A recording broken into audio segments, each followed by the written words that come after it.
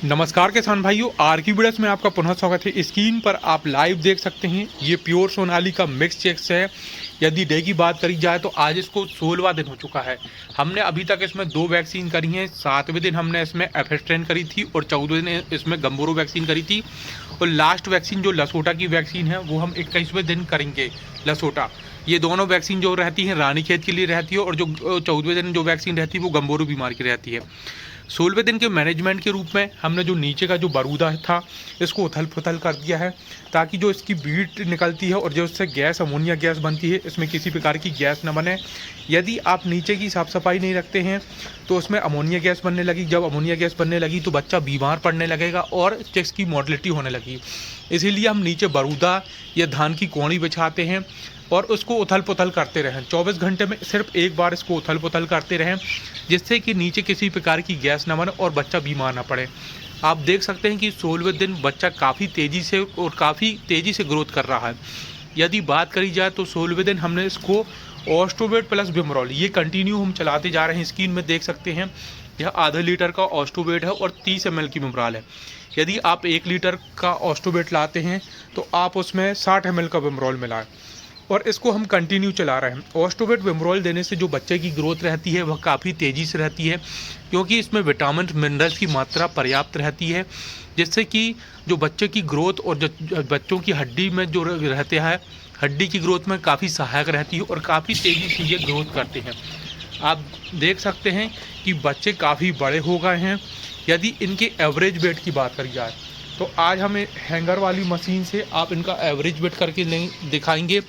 मैं बच्चा तो कम से कम 5 पकड़ने वाला था, लेकिन क्या है ये बहुत ही चंचल हो गए हैं, अभी पकड़ में नहीं आ रहा है। सिर्फ एक बच्चा पकड़ में आया है, तो मैं उसका अनुमानित वेट करके बताता हूँ। देख सकते हैं स्क्रीन पर जूम करके, स्क्रीन पर लाइव देख सकते हैं कि एक बच्चे का मैंने हैंगर वाली जो मशीन रहती है, यह मशीन हमेशा अपने फार्म पर रखें। यह हैंगर वाली लटकाने वाली मशीन रहती है।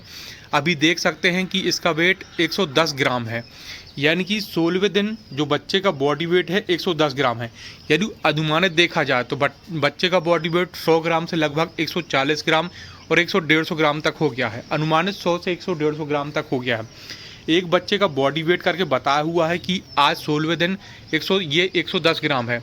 हैंगर वाली मशीन रखने का तात्पर्य यह रहता है कि जब भी आपके फार्म पर कोई व्यक्ति अगर मुर्गा लेने आया या बड़े मुर्गा लेने आया तो आपको तराजू ढूंढने की ज़रूरत नहीं पड़ती है। आप अपने फार्म पे ही मुर्गा तौल को उसको दे सकते हैं। और इसकी कैपेसिटी की बात करी जाए तो यह 50 kg तक तौल सकता है। जूम करके दिखा रहा हूँ, थोड़ा जूम हो नहीं पा रहा है। ये देख सकते हैं, इसमें लिखा हुआ है, इसमें ये 50 kg तक ये मशीन तौल सकती है। आज हमने तौल के बताया है कि बच्चे का बॉडी वेट लगभग 110 ग्राम से 140 ग्राम तक हो चुका है। अगर देखा जाए तो ये बच्चा काफ़ी तेज़ी से और काफ़ी अच्छी ग्रोथ मानी जा सकती है। इस प्रकार आप हमेशा समय समय पर वेट करते रहें, जिससे कि आपको पता चल सके कि बच्चे का बॉडी वेट सही रूप से बढ़ रहा है कि नहीं। और हमेशा किसान भाइयों हमेशा याद रखें, जो ग्रामीण किसान भाई हैं, जो शहरी किसान भाई हैं, जो मुर्गी पालन का अपना व्यवसाय शुरू कर रहे हैं, वह हमेशा इस बात का याद रखें। क्या जो शुरू में मुर्गी का पालन करते हैं तो मैंने देखा है वह इसमें शुरू में मक्का ही मक्का खिलाते हैं। यदि आप शुरू के 10 दिन तक इसको मक्का खिलाएंगे, 10 से 15 दिन तक, और उसके बाद यदि आप फीड खिलाएंगे, कितना भी अच्छा फीड खिलाएंगे, तो उसके बाद जो इसकी ग्रोथ रहती है वह रुक जाती है, क्योंकि बच्चों को शुरू में ही पोषक तत्वों की आवश्यकता पड़ती है। यदि आप शुरू में कम से कम 10 दिन यदि आप मक्का खिला दिया तो जो बच्चे की जो ग्रोथ रहती है पूरी तरह मर जाती है। जब बच्चे की ग्रोथ मर जाती है फिर आप उसके बाद इसको हाई प्रोटीन जैसे बॉयलर का फीड खिलाएं तो किसी प्रकार का कोई फ़र्क नहीं पड़ने वाला, या कितनी भी दवाई चलाएं उसमें किसी प्रकार का कोई फ़र्क नहीं पड़ने वाला, क्योंकि जो आप 10 से 15 दिन जो आपने मक्का खिला दिया है उसकी ग्रोथ जो रहती है, शुरुआती ग्रोथ रहती है, उसको आपने मार दिया है। और जब एक बार जब ग्रोथ मर जाती है, इसके जो गले के अंदर जो हड्डी रहती है वो बढ़ जाती है, उसके बाद बच्चा को आप कुछ भी खिलाते रहें किसी प्रकार का, तो उसमें किसी प्रकार की कोई ग्रोथ नहीं रहती। इसीलिए हमेशा ध्यान रखें कि शुरुआत में आपको प्री स्टार्टर फीड देना है, जिससे कि बच्चे की ग्रोथ काफ़ी तेज़ी से और काफ़ी तेज़ी से बढ़े। यदि आप बिजनेस पर्पज़ से पाल रहे हैं तो हमेशा पहले 1 महीने तक प्री स्टार्टर खिलाएँ, फिर 1 महीने तक स्टार्टर खिलाएँ, फिर 1 महीने तक उसको फिनिशर खिलाएं। फीड 3 प्रकार का होता है, प्री स्टार्टर, स्टार्टर और फिनिशर। इस प्रकार आप फीड चलाएं। हमेशा मतलब बढ़िया फीड चलाएं। आप देख सकते हैं जो फीड है ये पैलेट है, मतलब जो मक्का रहता है इसमें जो पॉलिश रहती है और इसमें जो खुशबू रहती है इसकी खुशबू भी काफ़ी अच्छी रहती है। यदि दाने में स्मेल नहीं आ रही है तो दाना मतलब बेकार है, कोई काम का नहीं है। हमेशा याद रखें कि यदि आप कचड़ा देंगे तो मुर्गा भी हमेशा कचड़ा की तरह बड़ा होगा, मतलब ग्रोथ उसकी ना के बराबर रहता है। एक फार्मर को मैंने यहाँ पर बच्चे दिए हुए थे तो मैंने देखा वो शुरू से आखिरी तक मतलब मक्का ही मक्का खिलाता रहा। जब उसने मेरे को फ़ोन किया, बोले सर आपका बच्चा ग्रोथ नहीं ले रहा है, तो मैंने सर्वप्रथम उससे सवाल पूछा कि आप कौन सा फीड खिला रहे हैं। तो उन्होंने बताया कि हम शुरुआत से ही उसको मक्का खिला रहे हैं और अभी तक मक्का खिला रहे हैं। तो आप जितना बड़ा बच्चा ये देख रहे हैं इससे थोड़ी बड़ा, मतलब उसका 3-2.5 महीने में करीब बच्चा 250 ग्राम करीब हुआ था। और अगर वो ज़िंदगी भर भी उसको वैसा ही फीड खिलाता रहता तो वो उतना ही बड़ा रहता, ज़्यादा बड़ा वो नहीं लेता, क्योंकि उसकी जो ग्रोथ रहती है वो उसने मार दी है। उसके गले के पास जो हड्डी रहती है वो बढ़ गई है। उसमें किसी प्रकार का दाना खिलाने का कोई फ़र्क नहीं पड़ता है। मैंने उसको समझाया कि बच्चा ऐसे नहीं पाला जाता। सर्वप्रथम यदि आप बच्चा पालते हैं तो फार्म में प्री स्टार्टर की बोरी ला के रखें, पेपर ला के रखें, प्लास्टिक या पुट्ठा या ईंटों का घेरा बना के रखें, लाइट की पर्याप्त व्यवस्था बना के रखें, ताकि जैसे ही आप बच्चा आए नीचे पेपर बिछा दें।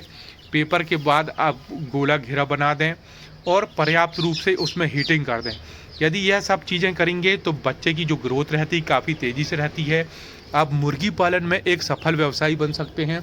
यदि आप उसमें नज़रअंदाज करते हैं, मेंटेनेंस की व्यवस्था ठीक से नहीं करते हैं, तो आप मुर्गी पालन के रूप में एक सफल व्यवसायी नहीं बन पाएंगे। हमेशा छोटी छोटी बारीकियाँ रहती हैं, यदि वह बारीकी आपने सीख ली तो आप एक सफल मुर्गी पालक बन पाएंगे। नहीं तो मुर्गी पालने के लिए तो ढेर नए नए ग्राहक जो आते हैं मुर्गी पालते हैं, लेकिन वह सफलता प्राप्त नहीं करते। सफलता प्राप्त करने के लिए हमेशा छोटी छोटी बारीकियों पर ध्यान देना पड़ता है, और जो बारीकियाँ सीख जाता है वो हमेशा सफल मुर्गी पालक बन सकता है। और मुर्गी पालना एक, जैसे कि कोई लेडीज़ है यदि वो बैकयार्ड मुर्गी पालन कर सकती है तो बैकयार्ड मुर्गी पालन करके अंडे बेच सकती है और जो चिकन बेच सकती है, उससे अपनी रोजी रोटी जो जीविका का साधन है वह जुटा सकती है। इसी प्रकार यदि कोई नौजवान है अपना पार्ट टाइम काम करना चाहता है तो वह भी बैकयार्ड मुर्गी पालन करके कुछ पैसा कमा सकता है। और ये कोई बड़े स्तर पे करना चाहता है तो कोई बड़े स्तर करके मुर्गी पालन करके एक अच्छा रोज़गार का एक अच्छा साधन है, जिसकी माध्यम से आप अच्छा पैसा भी कमा सकते हैं और अपना परिवार भी चला सकते हैं। इस प्रकार आज की जानकारी दी है कि आज मैंने इसको ऑस्टोवेट प्लस विमरॉल स्क्रीन पर एक बार और जूम करके दिखा रहा हूँ। ये इसको सप्ताह में 2-3 बार चला देता हूँ, ताकि जो इसकी हड्डी रहती है, जो पोषक तत्व रहते हैं, जो विटामिन रहते हैं, उसको भरपूर मिल सके और यह बच्चा जो रहता है काफ़ी तेज़ी से ग्रोथ ले सके। आप देख सकते हैं कि बच्चा काफ़ी तेज़ी से ग्रोथ ले रहा है। यदि हमारे द्वारा दी गई जानकारी आपको अच्छी लगती है तो आर की वीडियो चैनल को लाइक करिए, सब्सक्राइब करिए। जय हिंद दोस्तों।